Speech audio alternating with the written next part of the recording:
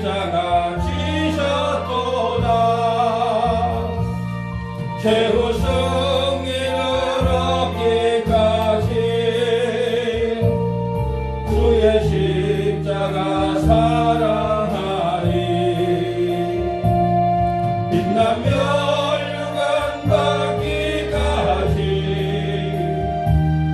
험한 십자가 붙들겠네. 험한 십자가에 주가 흘린 피를 믿는 마음으로 바라보니 나를 용서하고 내 죄 사하시려 주가 흘리신 보혈이라. 최후 승리를 얻기까지 주의 십자가 사랑하리. 빛난 멸류관 받기까지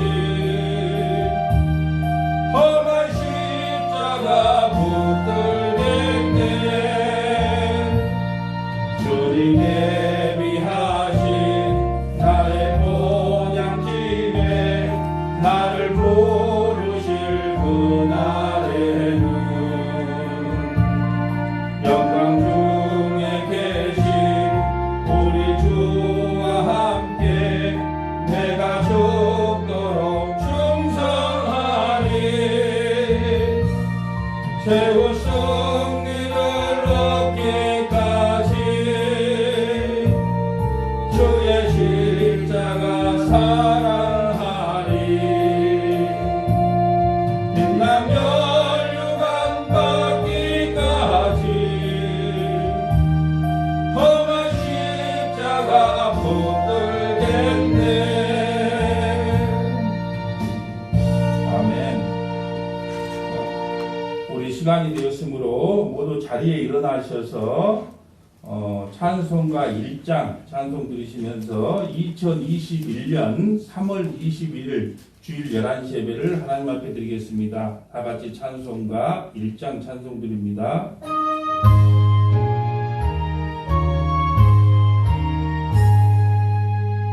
만복의 근원 하나님 온 백성 찬송 드리고 저 천사여 찬송하세. 찬송 성부 성자 성령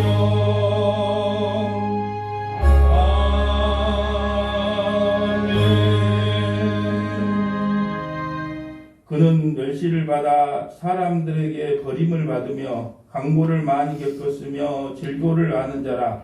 마치 사람들이 그에게 얼굴을 가리는 것 같이 멸시를 당하였고 우리도 그를 귀히 여기지 아니하였도다. 그는 실로 우리의 질고를 지고 우리의 슬픔을 당하였거늘 우리는 생각하기를 그는 징벌을 받아 하나님께 맞으며 고난을 당한다 하였노라. 그가 찔림은 우리의 허물 때문이요 그가 상함은 우리의 죄악 때문이라. 그가 징계를 받음으로 우리는 평화를 누리고 그가 채찍에 맞음으로 우리는 나음을 받았도다. 아멘. 거룩하시고 자비로우신 하나님 감사합니다. 사순절 기간을 맞이하여 우리가 하나님의 큰 고통과 아픔과 사랑과 기쁨을 함께 공유하며 주 앞에 나가기를 소망합니다.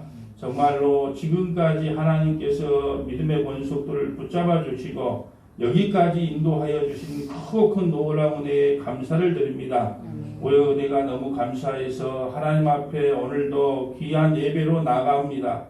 성부 성자 성령 삼성 삼위일체 하나님 홀로 영광 받아 주시옵시고 우리 믿음의 권속들이 영과 진리로 온전히 예배하는 귀한 시간이 될 수 있도록 역사하여 주시옵소서. 주님 감사합니다. 우리 구주 예수 그리스도로 받들어 기도 올리옵나이다. 아멘. 다 같이 우리 찬송가 23장 찬송 드리겠습니다.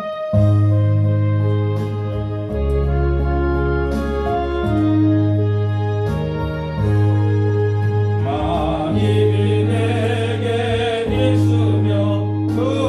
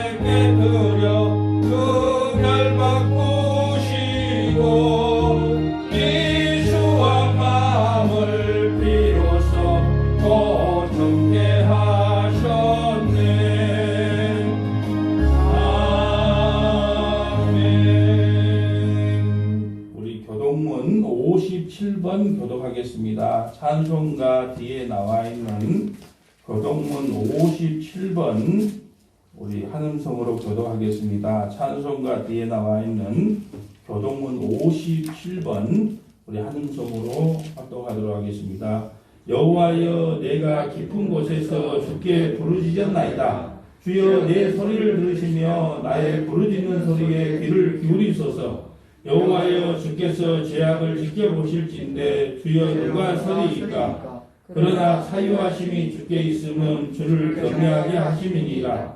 나 곧 내 영혼은 여호와를 기다리며 나는 주의 말씀을 바라는도다. 파수꾼이 아침을 기다림보다 내 영혼이 주를 더 기다리나니 참으로 파수꾼이 아침을 기다림보다 더하도다.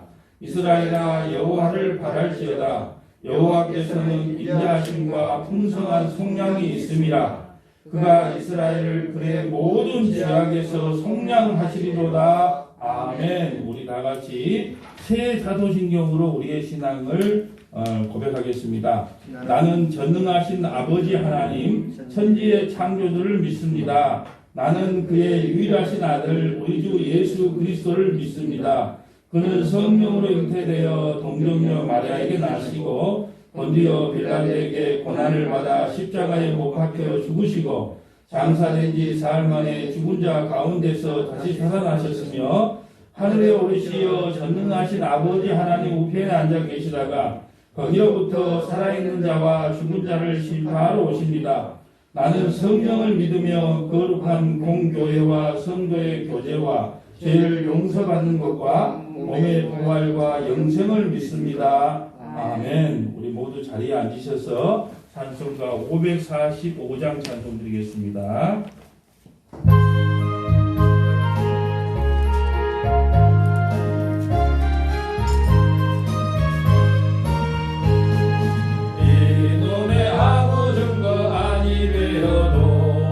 믿음만을 가지고서 늘 걸으며 이 귀에 아무 소리 아니 들려도 하나님의 약속 위에 서리라.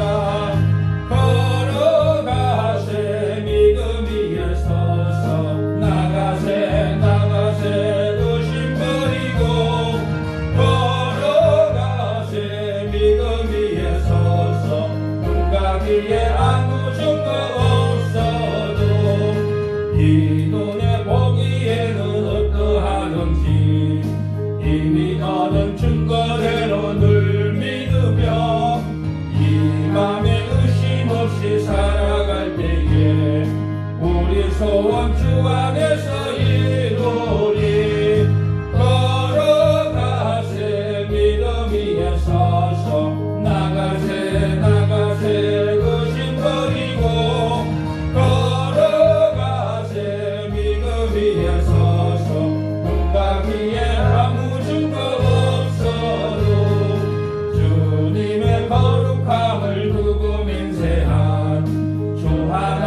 아버지는 참 미쁘다. 그 귀한 모든 약속 믿는 자에게 num치 못할 무슨 일이 있을까. 걸어가세 믿음 위에 서서 나가세 나가세 의심 버리고 걸어가세 믿음 위에 서서 눈과 귀에 아무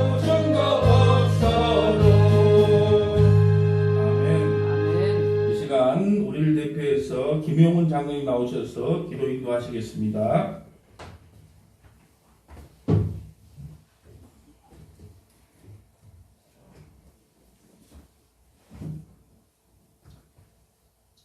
모든 것을 새롭게 하시는 하나님, 자연이 동하는 계절 3월입니다. 들과 산들의 초록빛이 시작되고 꽃들이 피어나는 계절입니다. 모든 영광과 찬양을 하나님께서 받아 주시옵소서. 아멘. 모든 만물들이 생동하는 이 계절에 우리의 믿음도 새롭게 변화되기를 원하오니 성령님의 도우심과 함께 하심으로 성령 충만함을 입어 우리의 믿음이 자라나고 꽃 피우며 열매 맺기를 원합니다. 아멘.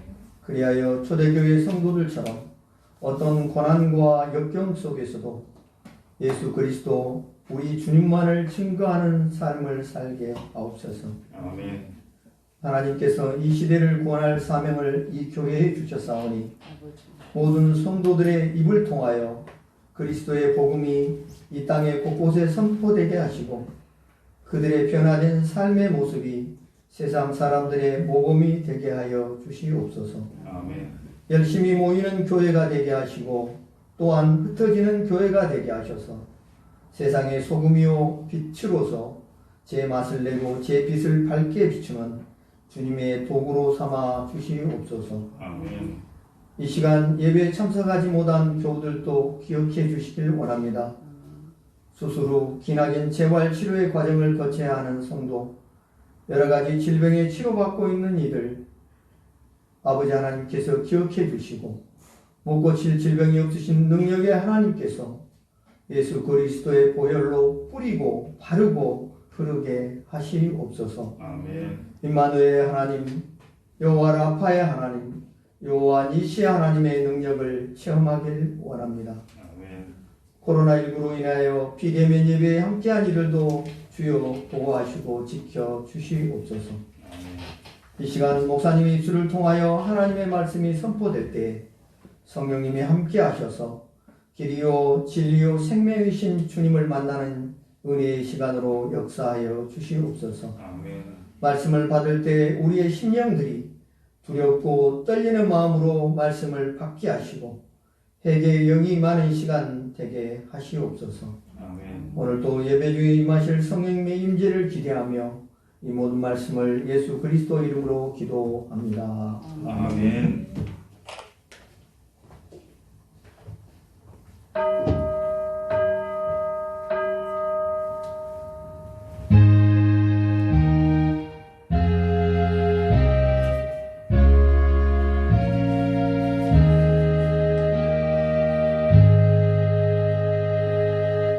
예, 감사합니다. 자, 하나님 말씀 보겠습니다. 하나님 말씀은 창세기 12장 1절부터 3절까지 말씀 보겠습니다. 하나님 말씀은 창세기 12장 1절부터 3절까지 말씀 우리 한송으로 합독하도록 하겠습니다. 여호와께서 아브라함에게 이르시되 너는 너의 고향과 친척과 아버지의 집을 떠나 내가 내게 보여줄 땅으로 가라. 내가 너로 큰 민족을 이루고 내게 복을 주어 내 이름을 창대하게 하리니 너는 복이 될지라.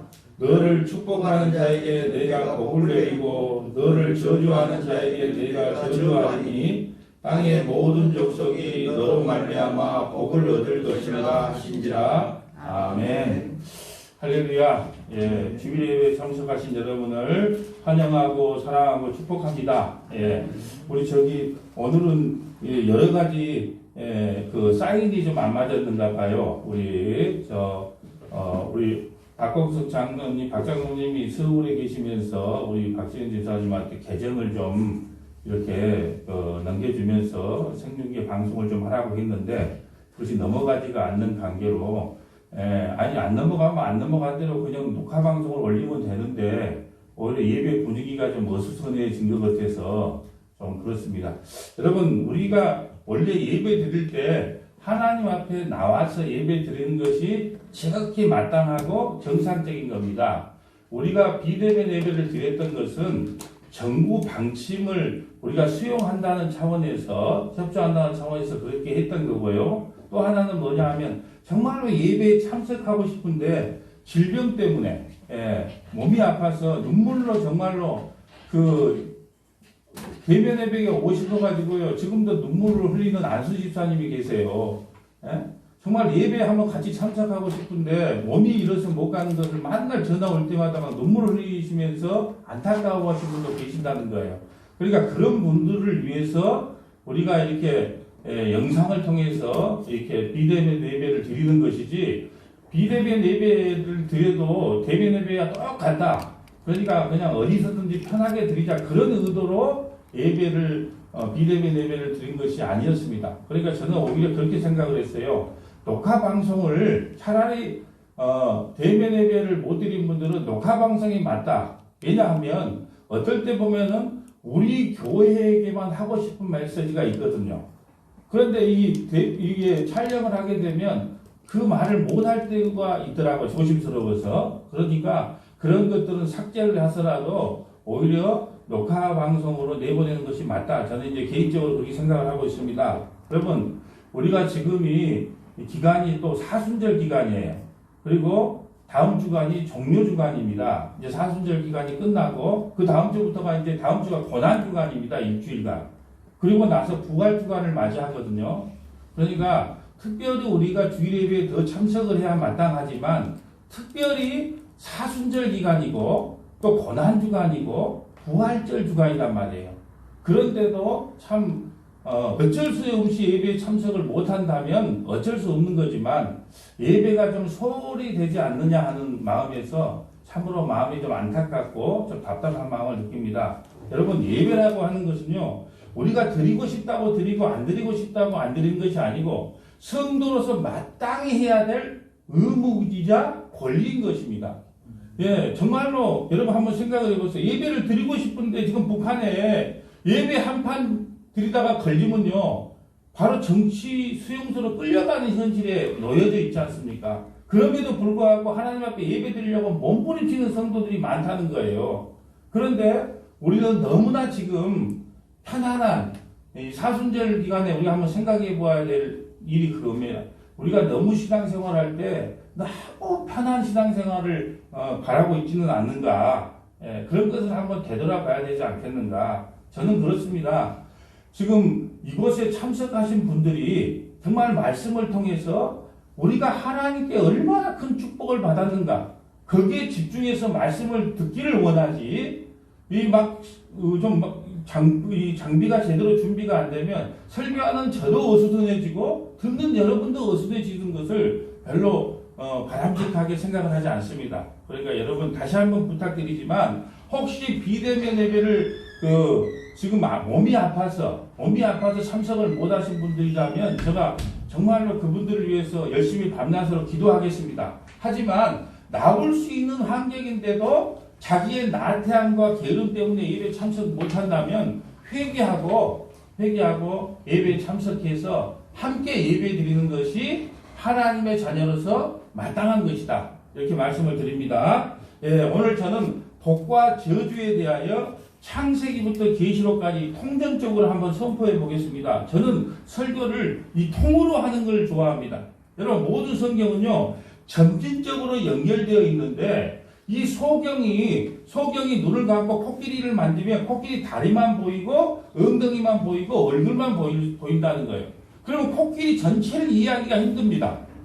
그런데 그 코끼리 전체를 우리가 설명하고 나면 코끼리는 이런 동물이구나라고 이해하기가 쉽다는 거죠.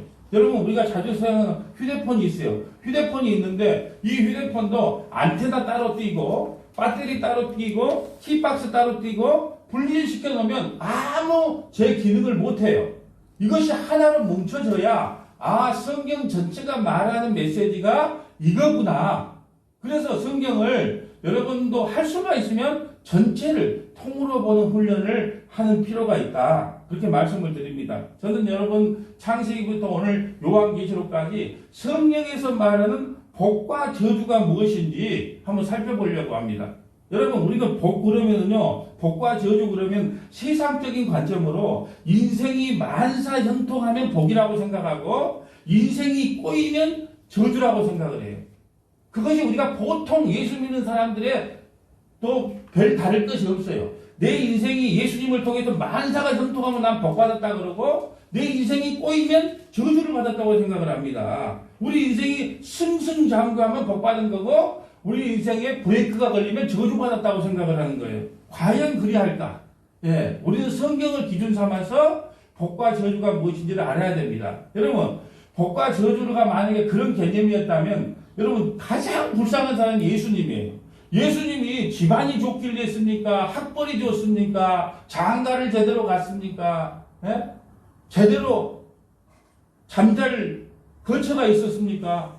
결국은 침뱉음 달고 알몸으로 십자가에서 죽은 인생이었다는 거죠. 그게 복받은 인생입니까?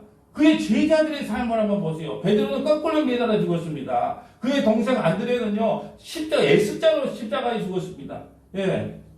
여러분, 제자들의 12제자를 보면요, 전부 불에 타서 죽거나, 화살에 맞아 죽거나, 목베임을 당하거나, 껍질이 벗겨서 죽거나, 몽둥이나 쇠뭉치로 죽거나, 여러분 12명, 마띠아까지 포함해서 12명의 사도들이 어떻게 숨졌는지 여러분이 한번 인터넷에 한번 찾아보세요. 12사도가 어떤 죽음을 맞이했는지. 그런데 성경에서는 그들을 복받았다 그래요.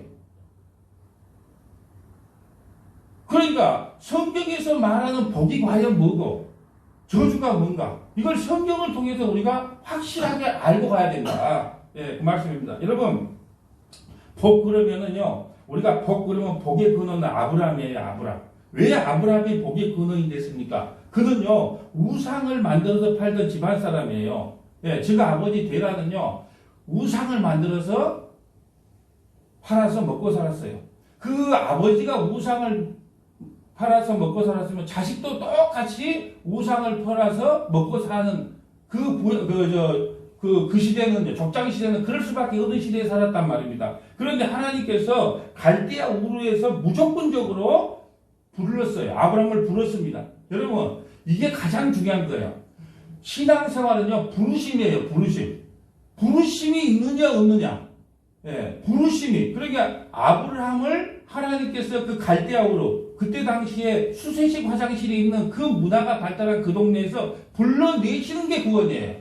예, 불러내서 이렇게 말합니다. 내가 지시한 땅으로 가라. 예, 오늘 창세기 12장 1절 한번 볼까요? 자, 여호와께서 아브라함에게 이르시되 너는 너의 고향과 친척과 아버지의 집을 떠나 내가 내게 보여줄 땅으로 가라. 내가 너로 큰 민족을 이루고 내게 복을 주어 내 이름을 창대하게 하리니 너는 복이 될지라. 너를 축복하는 자에게는 내가 복을 내리고 너를 저주하는 자에게는 내가 저주하리니 땅의 모든 족속이 너로 말미암아 복을 얻을 것이니라 하시니라.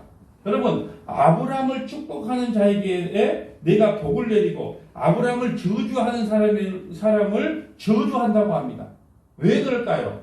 그 후손으로 예수 그리스도가 오셔야 되기 때문에 그래요. 다시 말해서 복이란 예수님 안에 있는 것이 복이고 예수님 밖에 있는 것이 저주입니다. 예, 이것을 포도나무 비유를 통하여 우리에게 말씀해 주고 있는 거예요. 포도나무에 붙어 있으면 복이고 포도나무에 떨어져 있으면 저주라는 거예요. 여러분, 성경은요, 똑같이 한 이야기를요, 계속 반복해서 이야기합니다. 예, 거룩도 예수 안에 있으면 거룩, 예수 밖에 있으면은 타락. 복도 예수 안에 있으면 복, 예수 밖에 있으면 저주.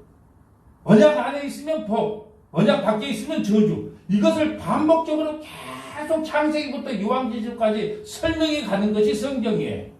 다시 말해서요, 성경이 우리에게 말씀하고 있는 것은 너가 예수께 붙어 있는 자냐? 예수께 떨어 있는 자냐? 이것을 우리에게 설명하면서 예수에게 붙어 있다면 너의 인생의 꼬라지가 어떠한다 할지라도 너희는 복받은 자고, 거기서 떨어져 있다 한다면 정말로 펜트하우스에 살아서 그걸 다 소유한다 할지라도 그 자체가 저주받은 인생이다. 이걸 지금 계속해서 성경은 말씀하고 있는 겁니다. 자, 요한복음 15장 4절 볼까요? 내 안에 거하라. 나도 너희 안에 거하리라. 가지가 포도나무에 붙어있지 아니하면 스스로 열매를 맺을 수 없는 것 같이 너희도 내 안에 있지 아니하면 그러하리라. 나는 포도나무요 너희는 가지라. 그가 내 안에 내가 그 안에 거하면 사람이 열매를 많이 맺나니 나를 떠나서는 너희가 아무것도 할 수 없습니다. 사람이 내 안에 거하지 아니하면 가지처럼 밖에 버려져 마르나니 사람이 그들을 모아다가 불에 던져 사르느니라. 예수 안에, 포도나무 대신 예수 그리스도 안에 붙어 있으면 그것이 복받고 구원받은 인생이고, 예수 밖에 떨어져 있으면 심판받은 사람이다. 왜 그러냐? 그 후손으로 예수 그리스도께서 오시기로 작정이 되어 있기 때문에 복의 근원이 바로 아브라함이라는 것이죠. 여러분, 여호와께서 아브라함에게 고향과 친척과 아버지의 집을 떠나 하나님께서 보여줄 땅으로 가라고 합니다. 그렇게 하시는 이유는요, 아브라함으로 큰 민족을 이루어 복을 주어 내 이름을 창대하게 할 것이라고 합니다. 그리하게 하여 복이 되라고 말합니다. 우리가 전에 번역에서는요, 복의 근원이라고 되어 있어요.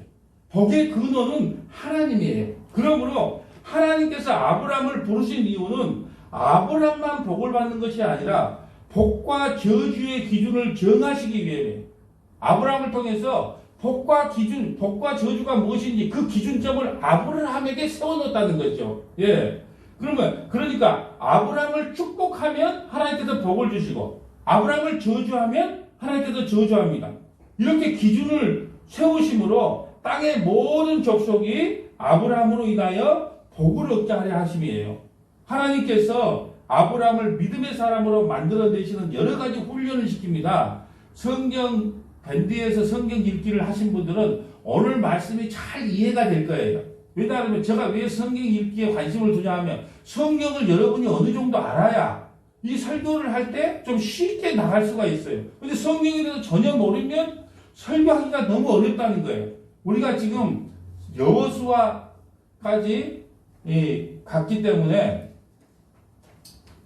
때문에 오늘 설교는 그 범위 내에서 모세 오경의 범위 내에서 예를 들어줄 겁니다. 그러니까 이해가 성경 읽기를 하신 분들은 오늘 설교가 모세 오경 위주로 하기 때문에 이해가 좀 빠르시다는 거죠. 여러분 창세기 12장에 바로 왕에게요 아브라함이 자기 아내를 여동생이라고 여보 당신이 맞는데 사라가 너무 이쁘게 생겼으니까 야 바로에게 너가 너무 이쁘니까 나를 죽이고 너를 차지할 수 있으니까 앞으로 여보 당신 하지 말고 오빠 동생 하자. 그렇게 해서 여동생이라고 소개를 해요. 그래서 여동생이라 속이고 나서 그 바로 왕에게 양과 소와 노비와 암수 나귀와 낙타를 많이 얻어와요. 그런데 하나님께서 바로에게 재앙을 내려요. 여러분 근데 바로는요 실제로 아브라함의 아내인 줄 모르고 누이인 줄 알고 맞이하려고 그랬단 말입니다. 그런데 그러면 속인 아브라함을 저주해야 되는데 아브라함이 저주받는 게 아니고 바로가 저주를 받아요. 왜 그럴까요? 이미 하나님께서는 바로가 알든지 모르든지 간에 복과 저주의 기준을 정해 놓으셨어요. 아브라함과 사라 사이에서 이삭이 태어나서 예수님이 오셔야 되는 것이 복인데 그걸 막고 있는 놈들은 전부 사탄이다. 그러면 저주를 내리는 거예요. 또 창세기 20장에 보면 또 마누라 또 한 번을 더 팔아먹어. 아비멜렉에게 가서 또 오빠 동생 하면서 또 한 번을 팔아먹어. 그러니까 아비멜렉이 너무 열받은 거예요. 하나님 나는 알지도 못했는데 누인 줄 알고 데리고 왔는데 왜 나를 저주합니까? 너가 알든지 모르든지 그건 상관없다. 나는 저 기준점을 정해놨다. 아브라함을 저주하는 아브라함을 따르는 자는 복을 받을 것이요 아브라함을 따르지 않는 자는 저주를 받는다. 그걸 정해놨기 때문에 네가 알고 모르는 건 상관없다. 그러면서 아비멜렉 집안에 저주를 내린 거예요. 이와 같이 성경은요 아브라함을 통해서 복과 저주를 기준 삼았다는 거예요. 이 아브라함에게 이삭을 주시고 이삭은 야곱을 낳고 야곱의 12아들과 그의 자식들이 이제 애굽에 들어가 살다가 아브라함과 이삭과 야곱에게 약속하신 대로 400년 만에 가나안 땅으로 돌아오는 과정을 겪었습니다. 그게 바로 출애굽기와 민수기에 기록된 내용입니다. 그러므로 출애굽하여 약속의 땅으로 들어가는 이스라엘 백성들을 축복하는 것은 아브라함을 축복한 것과 같아요. 반면에 이스라엘 백성들을 저주하는 것은 아브라함을 저주한 것과 같아요. 왜냐? 하나님께서 이미 복과 저주의 기준을 아브라함에게 말씀하셨기 때문에 그래요.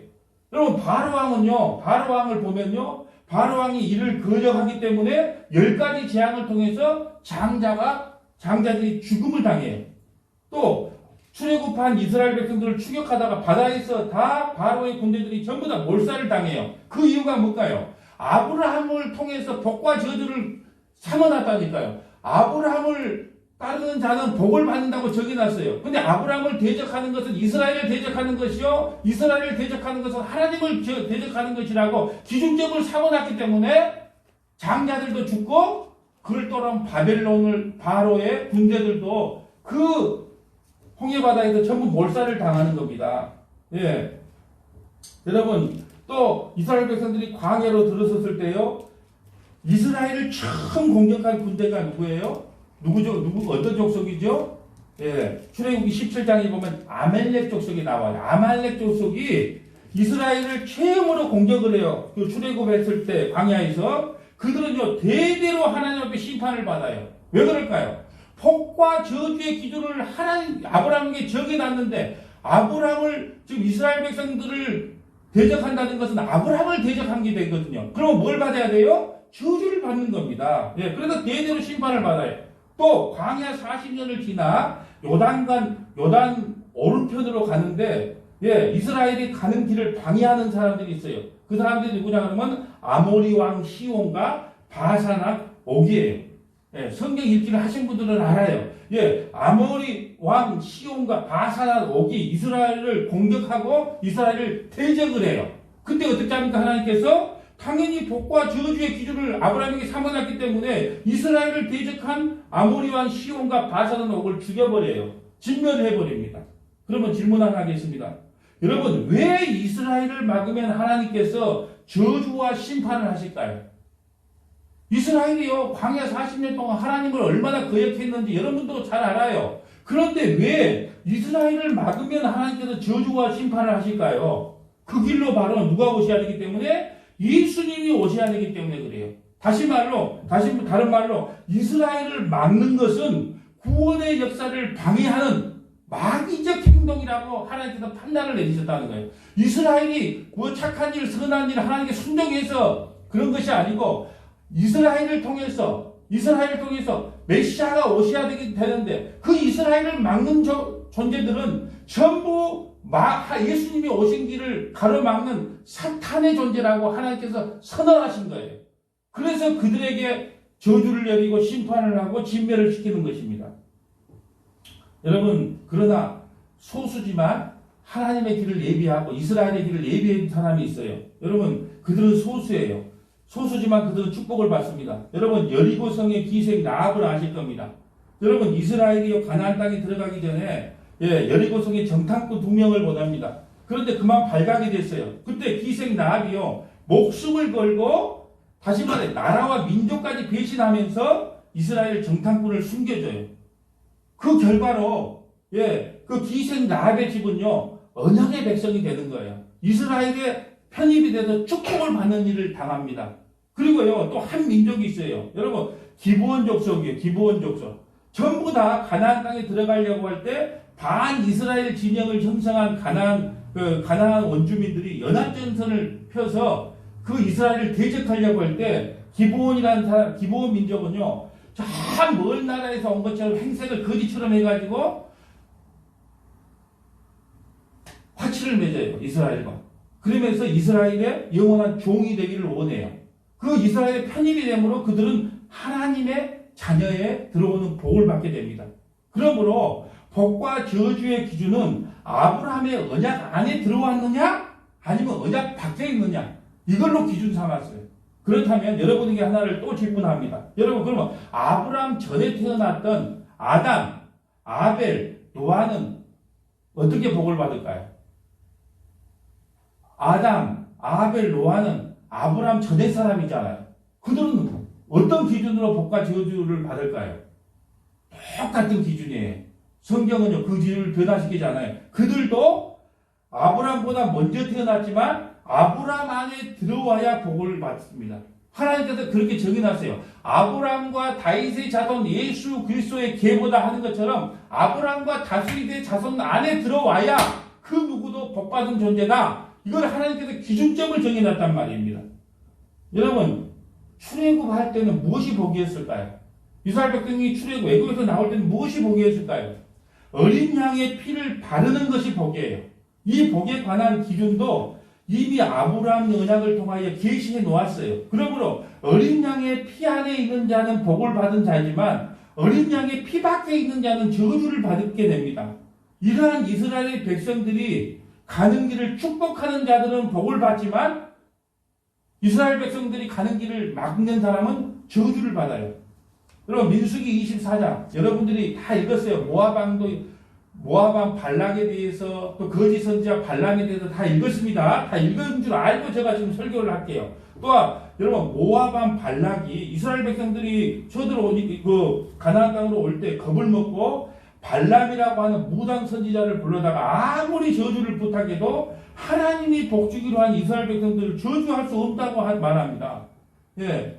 그런데 이 모압 왕 발락은 발람 같은 큰 무당을 불러서 이스라엘을 저주하면 이스라엘이 저주를 받을 것이라고 생각을 했어요. 그런데 발람이 와서 하는 일들을 보면 하나님께서 복을 주신 이스라엘에게는 저주가 통하지 않아요. 아무리 발락이 그 발락 왕이 발람을 불러다가 저주하라고 그 무당 선지자를 두고 저주하라고 아무리 말을 해도 저주는 절로 가네 복만 계속 이야기하는 거예요. 심지어는 그 거짓 선지자를 통해서 민수기 24장 17절에 보면 메시아까지 태어날 메시아 예언까지도 하고 있는 것을 봅니다. 그러므로 복과 저주의 기준은 아브라함의 언약을 따라오신 예수 그리스도께서 복과 저주의 기준이 되는 겁니다. 예수 그리스도는 복과 저주의 기준만 아니라 예수 그리스도는 복과 저주의 기준선뿐 아니라 복과 저주의 내용이기도 해요. 다음 주에는 종료주간인데 종료주기 때 제가 창세전 언약, 영원전 언약에 대해서 말씀을 나누려고 해요. 왜 창세전 언약이 복의 내용인가? 왜 창세전 언약이 예수 그리스도께서 왜 복의 기준뿐 아니라 복의 내용이 되는가? 다음 주 보면 알게 됩니다. 예수 그리스도는요, 복과 저주의 기준뿐 아니라 복과 저주의 내용 자체가 예수 그리스도예요. 그래서 다음 주에는 창세전 언약, 영원전 언약에 대해서 말씀을 전합니다. 그리고 그 다음 주가 뭘까요? 4월 첫째 주 부활절이에요. 그럼 부활절에는 어떤 설교를 할까요? 고린도전서 15장 부활장을 통해서 부활의 기쁨이 뭔지도 설계하겠죠. 그 뒤에는 무슨 설교를 할까요?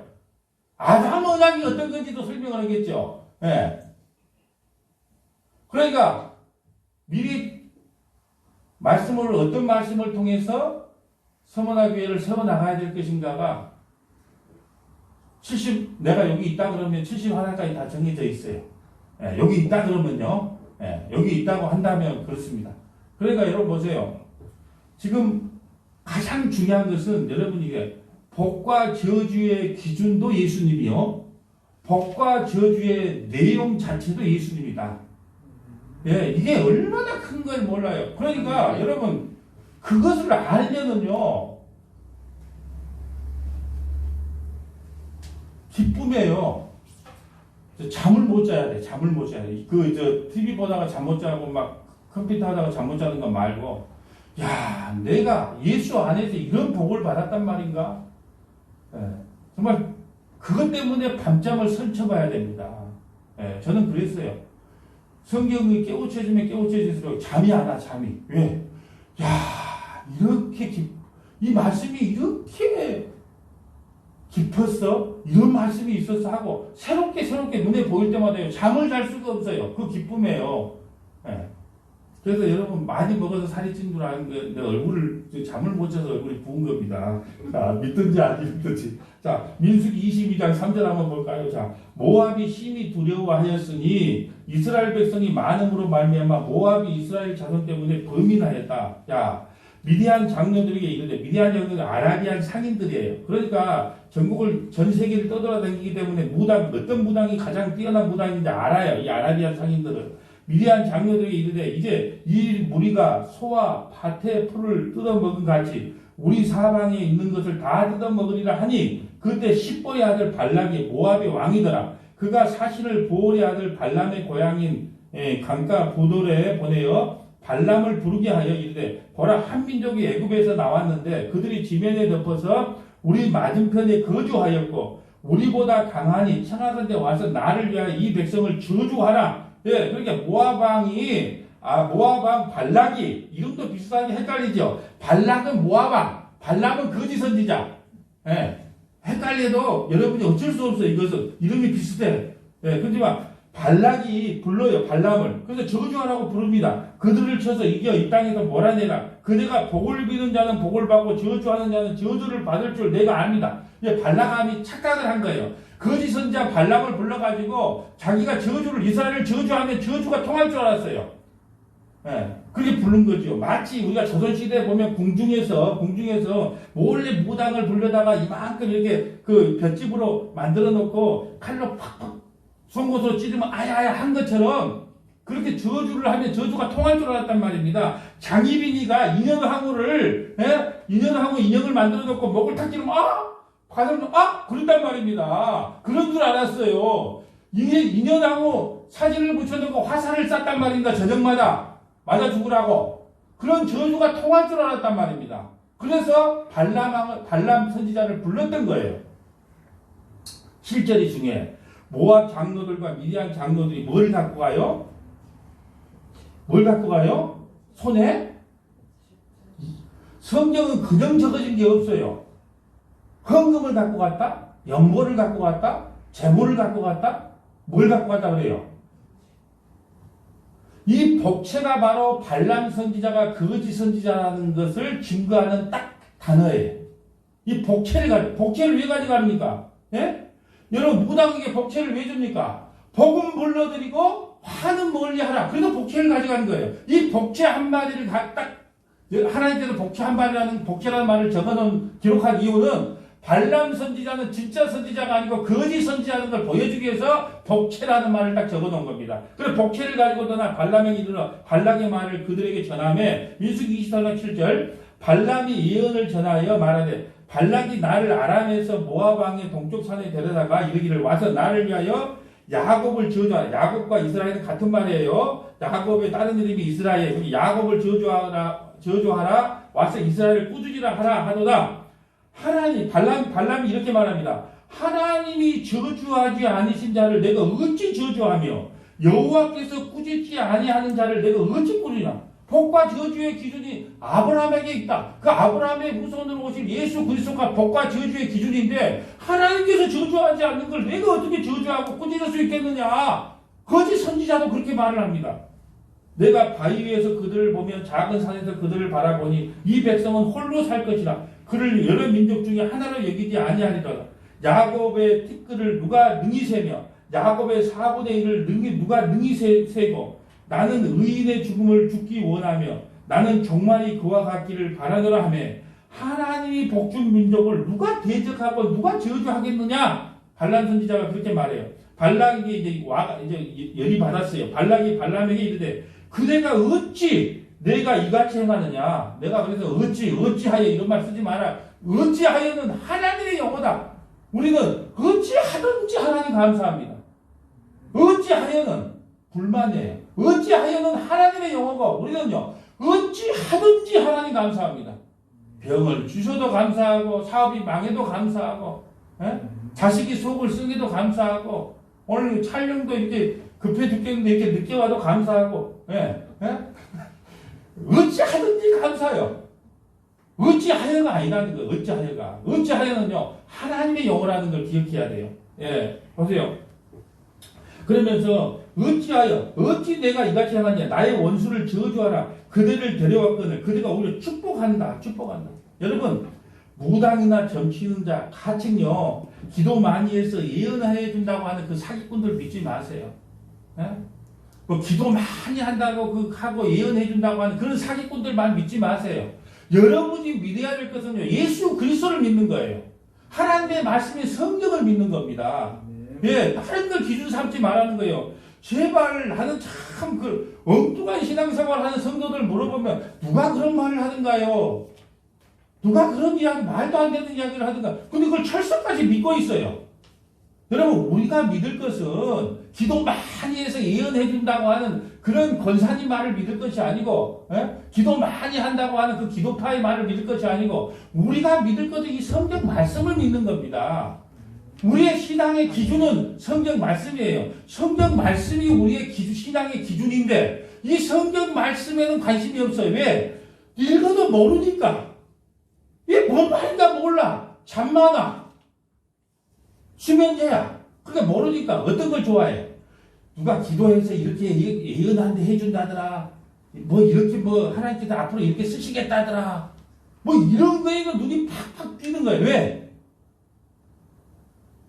그것이 마치 체험을 하면 하나님이 막 살아있는 것이 느껴진다고 착각이 들기 때문에 그래요. 근데 여러분 진짜 여러분이 은혜 받았다면요 말씀을 깨달았을 때 이 말씀이 이런 거였어.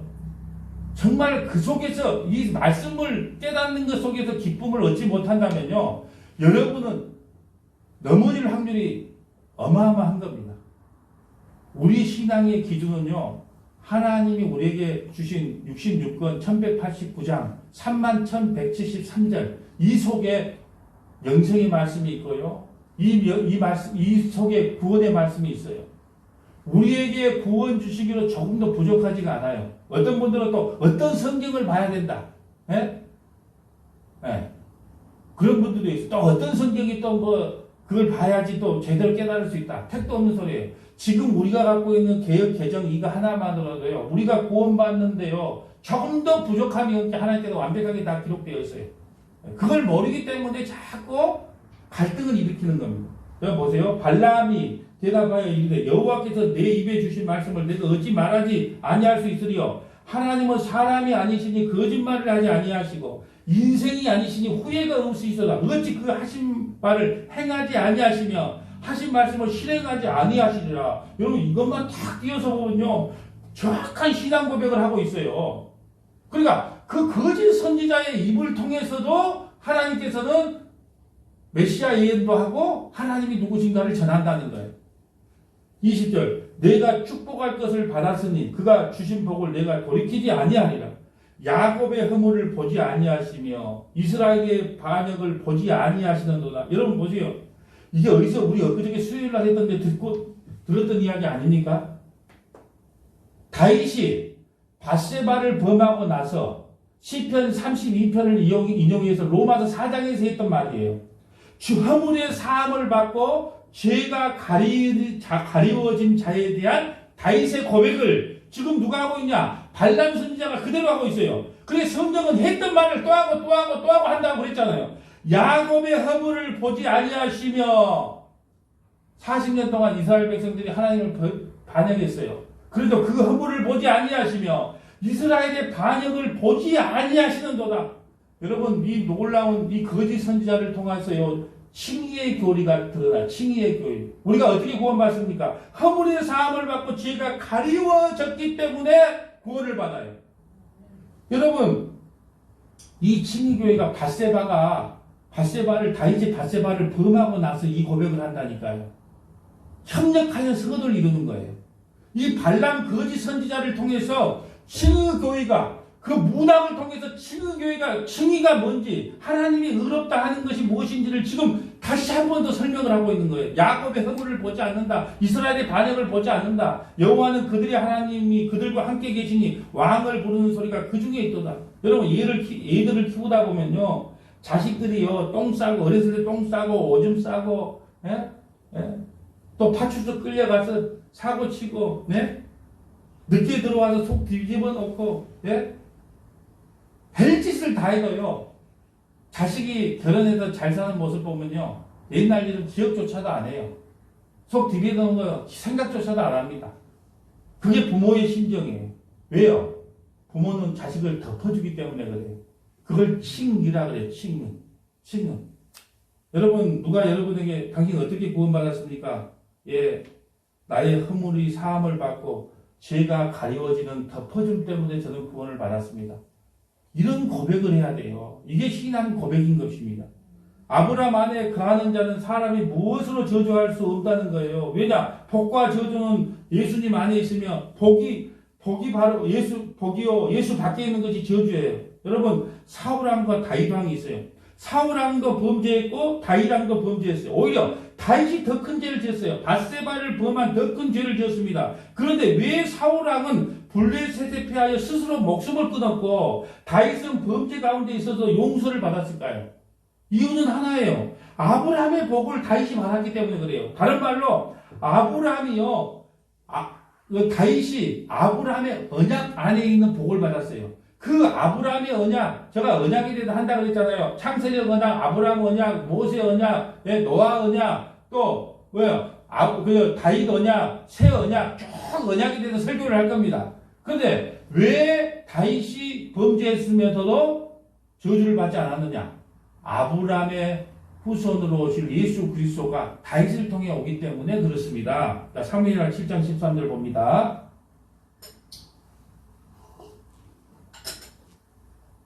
그는 내 민족을 위하여 집을 건축하실 것이요 나는 그의 나라 왕위를 견고히 하게 하리라. 나는 그에게 아버지가 되고 그는 내게 아들이 되리니 그가 만일 죄를 범하면 내가 사람의 매와 인생의 채찍으로 징계하더니와. 자 보세요. 다윗이 죄를 졌어요. 바세바를. 그러니까 하나님께서요 인생 채찍으로 징계를 하겠다는 거예요. 그래서 그 자식들이요 반역을 하고 자식들이 죽음을 당하고 백성들이 고통 가운데 있고 이게 다 하나님께 대한 채찍이에요. 여러분 징계와 형벌은 틀립니다. 징계는 사랑에 매요. 히브리서에 보면 너에게 징계가 없으면 사생자라 그랬어요. 자식이 아니라 그랬단 말입니다. 그러니까 징계를 하는 건 당연히 언약 백성 안에 있어도요. 징계는 반드시 옵니다. 그렇지만 영원한 형벌은 우리에게 오지 않는다. 예, 15절. 내가 내 앞에서 물러나게 한 사울에게 내 은총을 빼앗는 것처럼 그에게는 빼앗지는 아니하겠다. 빼앗지 않겠다는 거예요. 다윗처럼 왕위를 폐위시키지 않겠다는 거예요. 왜 그러냐? 내 집과 내 나라가 내 앞에서 영원히 보존되고 내 왕위가 영원히 견고하리라 하였다. 마태복음 1장 1절에 보면 아브라함과 다윗의 자손 예수 그리스도의 계보다. 그러므로 너가 어떤 범죄를 저질렀다 할지라도 다윗 너의 가문을 폐위시키지 않는다. 그래서 다윗의 가문으로 예수님이 오세요. 예, 다윗의 언약을 통해서요 아브라함의 복이 다윗에게 임한 거예요. 여러분 기독교는 소속의 문제지 열심의 문제가 아니에요. 너가 어디에 속해 있느냐? 언약 안에 속해 있느냐? 언약 밖에 속해 있느냐? 예수 안에 있느냐? 예수 밖에 있느냐? 아브라함 안에 있느냐? 아브라함 밖에 있느냐? 다윗 안에 있느냐? 예수 안에 있느냐? 너가 사울식으로 신앙생활하냐? 유대교식으로 신앙생활하냐? 네가 어디에 속해 있느냐? 기독교는 어디에 속해 있느냐니 네가 얼마나 열심히 했느냐가 아니라는 거예요. 한국교회가 바꿔야 될 게 이거예요. 내가 지금 하나님 안에 속해 있는 언약 안에 있는지 그걸 점검해야 될 건데 열심히 뛰다 보니까 과연 내가 어디에 속해 있는지 제가 안타까운 게 그거예요. 에베소서 3장에 보면 예수 그리스도의 이 십자가 이거 그냥 십자가 설명하자면 그래 십자가의 너비와 높이와 깊이와 넓이가 어떠하는지 우리 성도들이 그걸 깨닫고 기쁨으로 감사하며 감격해야 되는데 그 기쁨과 감격은 사라진 지 오래고 내가 해야 될 책임만 남았어요. 내가 구원받았으니까 내가 어떻게 해서 하나님께 영광을 돌리지? 어떻게 해서 영광을 돌리지? 무엇을 해서 영광을 돌리지? 그것이 안타까운 거예요. 그것이 잘못됐다는 게 아니에요. 열심히 하는 게 뭐 잘못됐습니까? 그런데 나는 하나님의 마음을 알아요. 하나님은 네가 얼마나 열심히 했는가 보다 내 아들을 죽이면서까지 내가 얼마나 너를 사랑했는지를 아느냐 그걸 알기를 원하시는 거예요. 그러면서 하나님 감사합니다. 나 같은 죄인을 어떻게 구원시켰습니까? 그 감사의 감격이 성도들에게 흘러넘칠 때 그것이 하나님께 영광이 되는 겁니다. 네. 우리가 무슨 사법고시 합격하고 뭐 미스코리아 뭐 당선되고 뭐 연예인 탑10이 되고 이 영광을 하나님께 돌립니다. 그런 영광 하나님께서 없어질 영광 발도 안 해요. 네? 하나님께서 영광 받는 것은요. 내 아들을 죽이면서까지 너를 사랑했다. 그 사랑을 너가 아니. 네 압니다. 저가 죄인인 걸 알고요. 저에게는 아무런 희망과 소망이 없고요. 오직 예수 그리스도의 그 덮어짐의 은혜가 아니면 나는 죽을 수밖에 없는 지옥 가야 마땅한 죄인인 걸 알고 예수만이 나의 길이요 진리요 생명입니다. 이 고백밖에는 드릴 것이 없습니다. 아버지. 그래 네가 바로 나에게 영광을 돌렸다. 영광을 돌렸다. 그러니까 여러분 보세요. 어디서부터 손을 대야 될지를 모르겠어요. 하나님께 영광 돌린다는 그 말 자체도 제대로 이해를 못해. 복과 저주는 두 번째, 복이 뭔지 저주가 뭔지 그걸 이해하는 것은 두 번째 치고 뭐가 하나님께 영광이고 뭐가 하나님께 불순종인가를 그 정의 자체도 내려지지 않는 시대에 우리가 신앙생활을 하고 있어요. 복과 저주는 셀로 가네. 예수 믿는 사람들한테 물어보고 여러분 저 말이 아니고 간증을 한번 들어보세요. 어떤 간증을 하든가요. 내가 예수 믿고 어떤 복을 받았는가? 그게 간증의 핵심이잖아요. 우리 한국교회 간증이 뭐예요? 내가 예수 믿고 어떠한 복을 받았는가? 예수님께서는 어떤 간증을 좋아하는 줄 아세요? 예수 믿고 내 인생 쫑났다, 쫑나. 사도 바울의 관심이에요. 사도 바울이 간증했던 게 그래요. 내가 예수 믿고 나니까 내 인생 쫑났다. 그래서 내가 지금까지 알고 있는 모든 지식과 알고 있는 율법 체계를 전부 다 배설물로 여기고 예수 그리스도의 그 십자가 하나만 알고 평생을 다짐했다. 이것이 바로 간증이어야 돼, 간증. 우리의 간증이 성원아교회 간증 김집사, 박집사 다 불러놓고 간증 한번 해보세요. 그러면 저 예수 믿고 쫑났습니다. 제가 조금의 의로운 거라도 있는 줄 알았더만요. 예수 만나고 나니까 나가 죄인 중에 개수인지 그때 알았습니다. 나는 내 인생 쫑난 거. 이 시간 고백합니다. 이게 진짜 하나님께서 듣고 싶어하는 간증이라는 것이죠. 한번 생각을 해보세요. 여러분이 내 예수 믿고 이렇게 부자 돼서 그런 간증 들으면 어떤 속이 들어요? 나도 예수 믿고 어떻게 하든지 저 김집사가 누렸던 그런 복을, 세상적인 복을 나도 받아야 되겠다. 그 죄만 더 키워주는 간증이 되는 거예요. 조금만 좀 생각을 해보세요. 그러면 예수께서 이 땅에 오셔서 제자들이 살았던 그 인생이 뭐가 되는 겁니까? 우리가 조금만 좀 예수님이 사셨던 이 사순절 기간에 예수님이 사셨던 길, 사도 바울과 베드로가 살았던 그 길을 조금만 생각해 본다면 정말 복과 저주가 무엇인지를 우리가 선명하게 알 겁니다. 다시 말씀드려요. 여러분, 기독교는 열심의 문제가 아니고 소속의 문제예요. 네가 언약 안에 있느냐 언약 밖에 있느냐. 그런데 이제 신약시대로 오면요, 이방인들까지 그 아브라함의 복이 임합니다. 그런데 율법에서 온 복이냐 믿음에서 온 아브라함의 자녀로서 누리는 복이냐. 이제 신약시대에 이렇게 됩니다. 갈라디아서 3장 1절 봅니다. 어리석도다 갈라디아 사람들아, 어리석도다 대한민국 믿음의 성도들아, 어리석도다 서머나교회 사람들아, 예수 그리스도께서 십자가에 못 박힌 것이 너희 눈앞에 밝히 보이거늘 누가 너희를 꾀더냐. 내가 너희에게 다만 이것을 알게 하노니 너희가 성령을 받은 것이 율법의 행위로냐 혹은 듣고 믿음이로냐. 너희가 이같이 어리석으냐. 성령으로 시작하였다가 이제 육체로 마치겠느냐. 너희가 이같이 많은 괴로움으로 헛되이 받았느냐. 과연 헛되냐. 너희에게 성령을 주시고 너희 가운데 능력을 행하시는 이의 일이 율법의 행위로서냐 혹은 듣고 믿음에서냐. 아브라함이 하나님을 믿음에 그것을 그에게 의로 정하셨다 함과 같으니라. 우리도 예수님을 믿으면 아브라함의 언약 안에 들어오기 때문에 우리가 아브라함의 복을 받는 거다. 그런즉 믿음으로 말미암은 자들은 아브라함의 자손인 줄 안다. 믿음으로 말미암은 자는 아브라함의 자손이에요. 율법의 행위로가 아니고 믿으면 우리가 아브라함의 자손이 되는 거예요. 또 아브라함이 이방을 믿음으로 말미암아 의로 정하신 것을 성경에 미리 알고 먼저 아브라함의 복음을 전하되 모든 이방인이 너로 말미암아 복을 받으리라 하였느니라. 이방인들이 어떻게 복을 받아요? 아브라함을 믿으면. 그러므로 믿음으로 말미암은 자는 믿음에 있는 아브라함과 함께 복을 받은 자예요. 호적이 정리됐습니다. 호적이. 그래서 예수님이 이 땅에 오시자마자 호적 정리가 들어가는 거예요. 일부러 베들레헴에 올려 보내는 거예요. 먼저 호적을 정리하는 거예요. 성경이요 그냥 적어진 게 아니다니까. 너희들 이제 호적 정리하러 왔다. 예수님이 이 땅에 왜 왔다? 호적 정리하러 왔다. 너희들을 모두 아시로 바꾸려고 왔다는 게 아시로. 아정태, 아홍석, 아영훈, 아지은, 아보경, 아태희, 너희 수없이 바꾸러 왔다고. 그래도 호적 정리를 하는 거예요. 예수님 오시자마자. 성경이 그냥 기록된 게 하나도 없단 말입니다. 예수님이 이 땅에 오신 목적은 뭐라고 왔다고요? 호적을 정리하라. 호적을 어디에다가 입적시키려고? 아시에다가 입적을 시키려고. 그래서 일부러 호적 정리, 성경을 그냥 호적 정리했다고 바빠 죽겠는데 그걸 기록했겠어요? 다 그래서 호적 정리가 그래서 들어간 겁니다. 10절 무릇 율법 행위에 속한 자들은 저주 아래 있나니 기록된 바 누구든지 율법책에 기록된 모든 일을 항상 행하지 아니하는 자는 저주 아래 있는 자.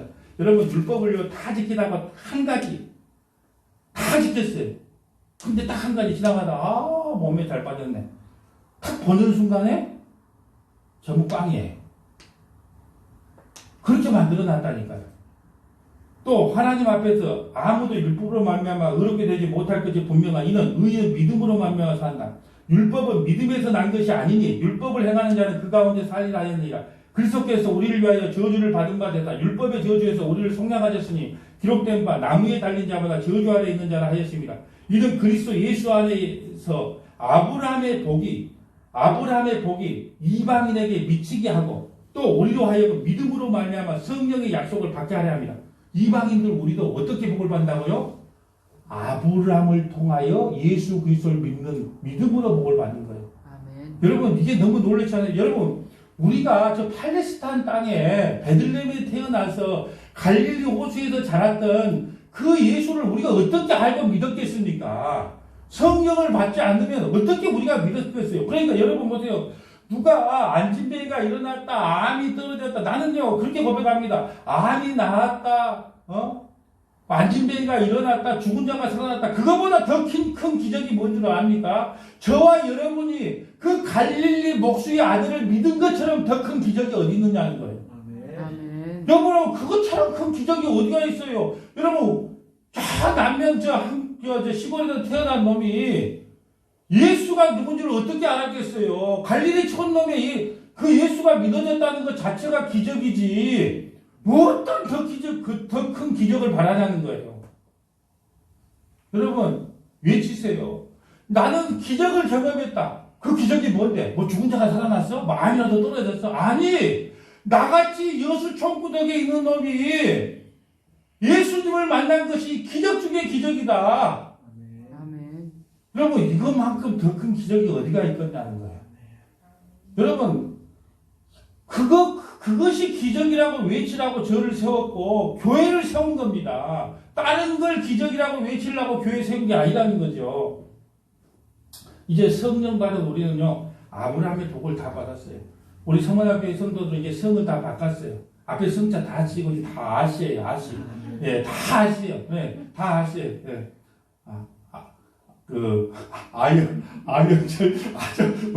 원로가 좀 부르기가 좀 성구스럽지만 하여튼 아시. 전부 우리가 전부 다 아시로 바뀐 거야, 아시로. 예, 이게 복이에요. 정말로 이것만 생각하면요 자다가 벌떡 일어나서 하나님 어떻게 우상 숭배하는 집안에서 나를 세우시고 그걸 성까지 바꿔주십니까? 또 할렐루야가 나옵니다.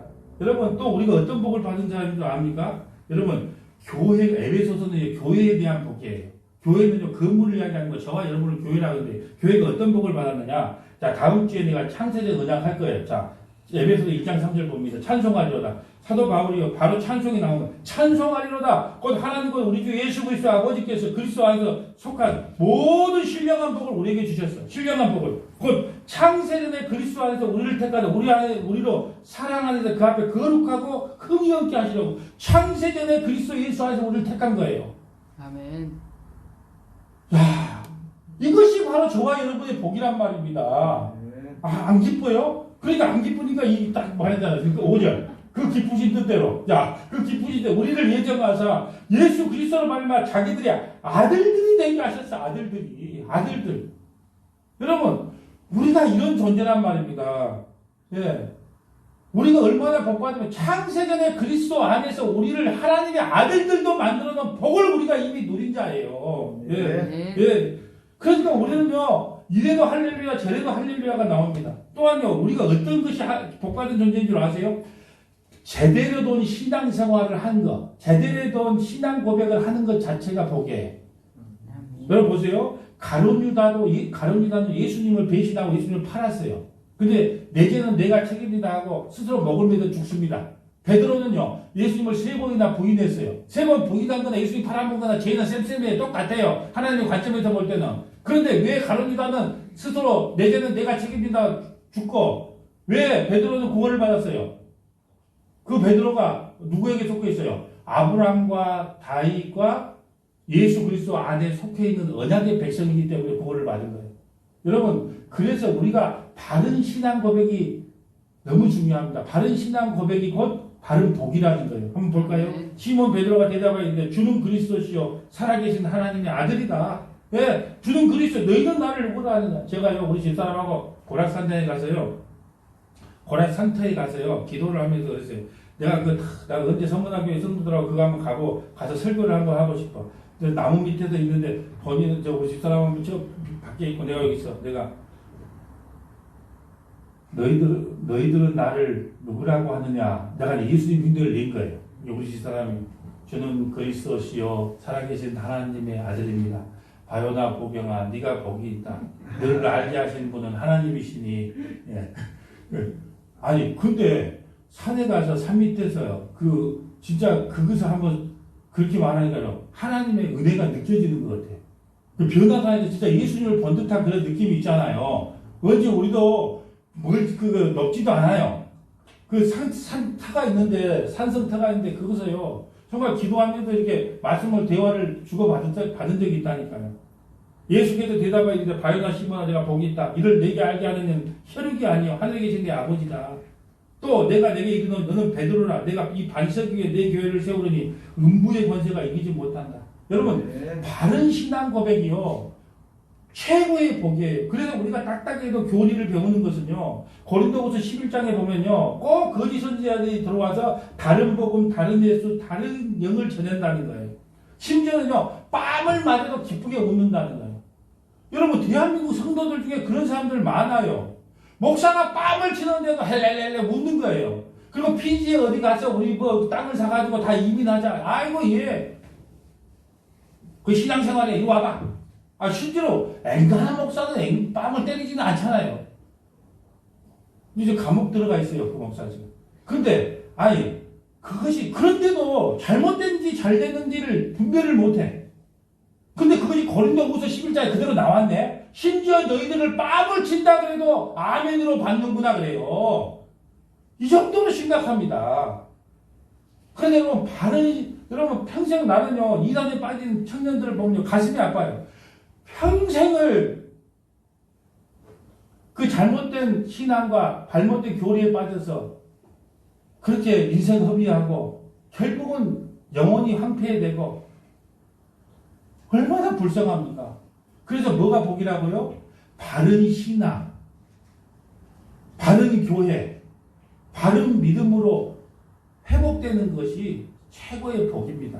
아멘. 여러분 이제 다 왔습니다. 최종적인 복은 뭐냐? 하나님 나라에서 세마포옷을 입혀주는 그 신부가 최고의 복을 받은 자예요. 아멘. 하나님의 신부가 되는 거, 예수님의 신부가 되는 게 최고의 복 받는 자입니다. 자, 요한복음 19장 6절 봅니다. 또 내가 들으니 허다한 무리의 큰 음성과도 같고 많은 물소리와도 같고 큰 우레소리와도 같은 소리를 이르되 할렐루야 주 우리 하나님과 전능하신 이에 통치하시도다. 우리가 즐거워하고 크게 기뻐하며 그에게 영광을 돌리세. 어린 양의 혼인계약이 이르렀고 그의 아내가 자신을 준비하였으므로 그에게 빛나고 깨끗한 세마포옷을 입도록 허락하였으니 이 세마포옷은 성도들의 옳은 행실이다. 성도들의 옳은 행실은요 윤리 도덕을 말하는 게 아닙니다. 예수 그리스도를 믿는 것이 성도들의 옳은 행실이에요. 그런 자만 세마포옷을 입어요. 천사가 내게 말하기를 기록하라. 어린 양의 혼인잔치에 청함을 받은 자들이 뭘 받았다? 복이 있도다 하고 또 내게 말하되 이것은 하나님의 참되신 말씀이다. 우리가 최종적으로 복은요 하나님의 어린 양과 교회가 결혼하는 거예요. 신부가 되는 것이 최고의 복받은 자들입니다.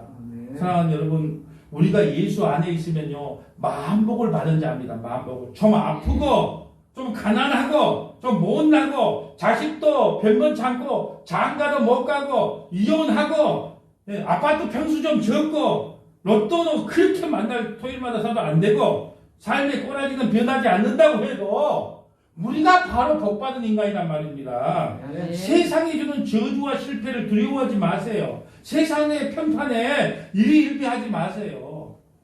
저는 그거 포기했습니다. 진짜로.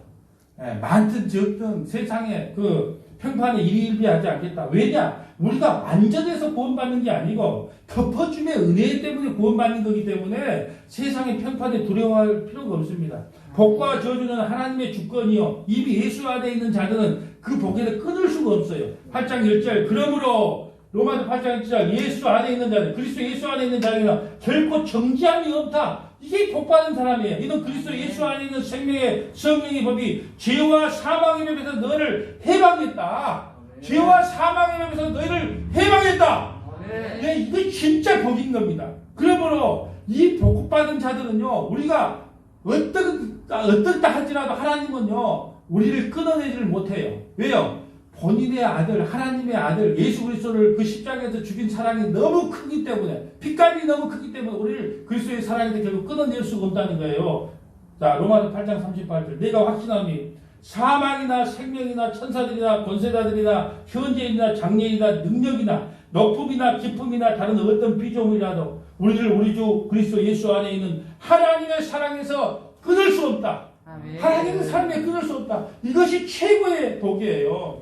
여러분, 말씀을 정리합니다. 아브라함 안에 있는 우리가 복받은 자입니다. 믿음으로 의롭다고 여김을 받는 우리가 바로 복받은 자예요. 예수 믿는 우리가 바로 복받은 성도입니다. 여러분, 성도는요, 이 복으로 기뻐해야 돼요. 내가 오늘 죽어도 그 예수님의 덮어주심의 은혜 때문에 그 사망에서 옮겨 천국으로 가고 영생을 얻는다는 그것이 최고의 복인 거예요. 이 땅에서요, 부귀영화 누기고 무병장수하는 것이 복이 아니란 말입니다.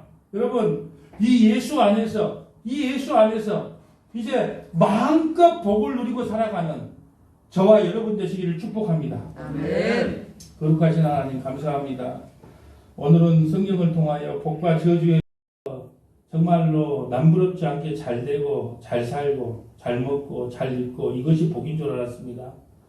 그러나 오늘 말씀을 통해서 우리가 비록 헐벗고 가난하고 굶주리고 남에게 손가락 받는다 할지라도 언약 안에 있으면 아브라함과 다윗의 자손 예수 그리스도의 안에 있는 것이 최고의 복임을 알게 하시니 감사드립니다. 아멘. 우리는 죽어 마땅할 죄인들이지만 하나님께서 우리를 끝까지 사랑하셔서 우리를 아브라함의 그 족보 안에 우리를 넣어주신 것 감사드립니다. 아멘. 이 은혜를 누리며 감사하며 살아가는 서만하교회 믿음의 권속들 되게 하여 주옵소서. 아멘. 우리 구주 예수 그리스도로 말씀을 기도 올리옵나이다. 아멘. 자, 우리 찬송가 257장 찬송 드리겠습니다.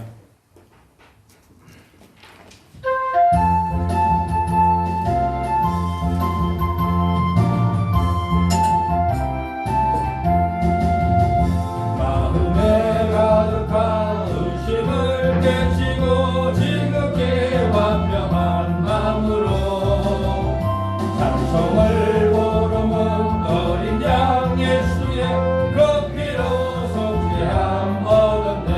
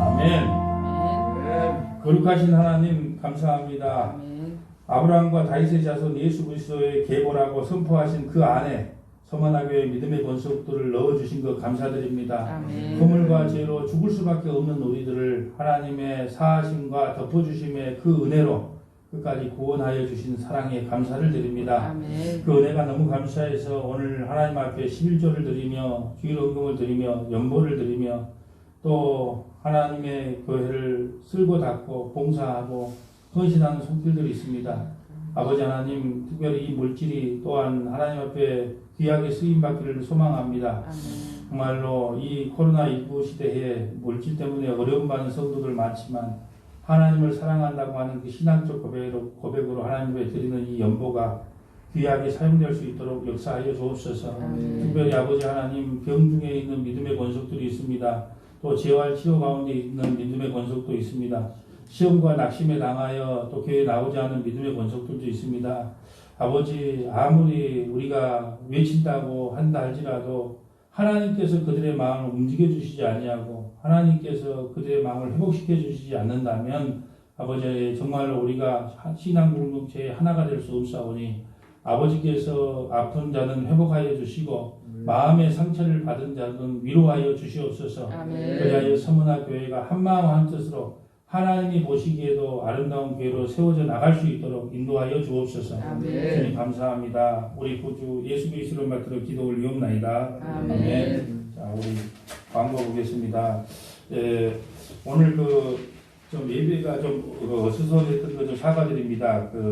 아까 말씀드린 것처럼 우리가 박장로님의 계정이 이렇게 넘어오는 과정에서 좀 착오가 있어서 처음부터 좀 진행이 원활하지 못한 것도 양해를 부탁드립니다. 그리고 다시 말씀드리지만 이 비대면 예배로 또 이걸 보시는 분들에게 권면드립니다. 우리가 특별한 직장인 문제 때문에 뭘 타지에 가 있거나 아니면 병마 때문에 어쩔 수 없는 분들을 제외하고는 마음을 독하게 잡수시고 다음 주에 종료주일입니다. 그 4월 첫 주에는 부활주일입니다. 정말로 마음을 독하게 잡수시고 예배에 참석하시기를 권면드립니다. 이것을 단순한 목사의 말로 듣지 말고 신앙의 책임을 져야 될 하나님의 종이 선포하는 말씀으로 알고 그냥 좀 순종하면서 예배에 좀 참석해 주시기를 부탁을 좀 드리겠습니다. 아멘. 또 이번 주 수요일 날은 열왕기상은 무엇인가 말씀을 전하는데 우리가 할 수 있으면 바로 그냥 그 영상을 올려서 또 예배에 동참하는 분들은 같이 동참하시면 좋겠지만 그런 시설에 앉아 있으면 녹화 방송이라도 꼭 들으셔서 여러분 한 권씩을 열왕기상 전체를 알아간다는 게 참 이게 즐거운 신앙생활이거든요. 그러니까 성도가 성경을 하나씩 알아가는 것처럼 기쁜 게 어디 있습니까? 그러니까 여러분 TV 보실 거 1시간 줄이시고 말씀 보시고 TV 보실 거 1시간 줄이시고 꼭 설교 말씀을 반복해서 들으시기를 또 권면합니다. 우리 정재인 권사님 또 회복을 위해서 많이 좀 기도해 주십시오. 왜냐하면 이 재활치료가 참 시간이 오래 걸린다고 합니다. 그러니까 여러분이 생각날 때마다 우리 정재인 권사님을 위해서 또 우리 그 가족들을 위해서 많은 기도를 또 부탁드리겠습니다. 그리고 여기에 계시는 분들만이라도 예배를 좀 정말로 예배에 좀 목숨을 걸자. 다른 건 몰라도 주일날 11시 예배 참석하는 것은 꼭 참석해서 예배 드리자. 그런 좀 마음으로 신앙생활 하기를 좀 권면을 드립니다. 우리가 예배 후에 너무 교제도 없이 이 정부의 방침을 너무 잘 지키다 보니까 교제도 없이 돌아가는 모습을 보니까 성도에게 중요한 건 교제도 중요하거든요. 그동안 정말 정부 방침 때문에 편의점 가서 커피 한 잔을 마시려고 해도 다 자제하고 참았습니다. 그러니까 교제가 이루어지질 않아요. 너무 가슴이 아파요. 예배가 끝나고 가는 걸 보면. 그래서 제가 장로님한테 장로님 계속 그럴 수는 없어도 또 이번 주하고 또 부활주일 4월 첫째 주 이런 특별한 주는 우리가 편의점에 가서 단지 다과라도 나누면서 이렇게 커피라도 한 잔 좀 하십시다. 그래서 이제 장로님도 오케이 또 흔쾌히 허락하셔서 오늘 예배 후에는 우리 편의점에 가서 간단하게 커피라도 하면서 마스크 쓰면서 우리가 교제를 이렇게 또 나눠보도록 하겠습니다. 성도에게 가장 중요한 신앙생활은요, 그 말씀도 중요하지만 교제를 나누는 것이 가장 중요합니다. 그래서 하나님께서 왜 모이기에 힘쓰라 그랬겠습니까? 아니면 혼자 산에 가서 신앙생활 해라 그랬겠죠. 모이기에 힘쓰라는 것은 서로 부딪히면서 깎아나가면서 신앙인으로서 온전히 세워지기 위해서 하나님께서 두세 사람이서 모이라고 했으니까 교제 나누는데도 소홀히 하면 안 되겠다 말씀을 드립니다. 우리 모두 자리에 일어나셔서 찬송가 54장 찬송 후에 축도 예배를 마칩니다.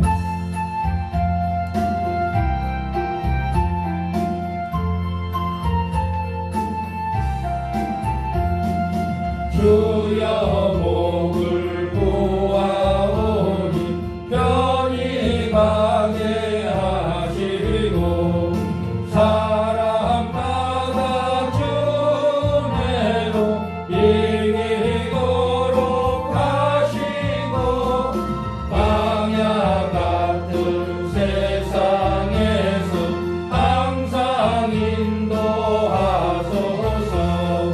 주의 복된 말씀 듣고 무한 감사합니다. 구원받은 주의 성도 열매 맺게 하시며 하나님이 우리 함께 항상 계시옵소서.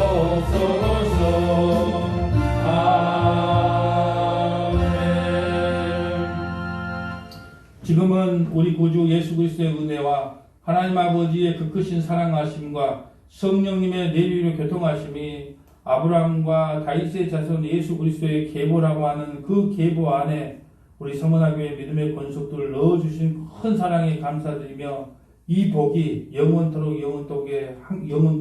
우리와 함께 있을지어다. 아멘.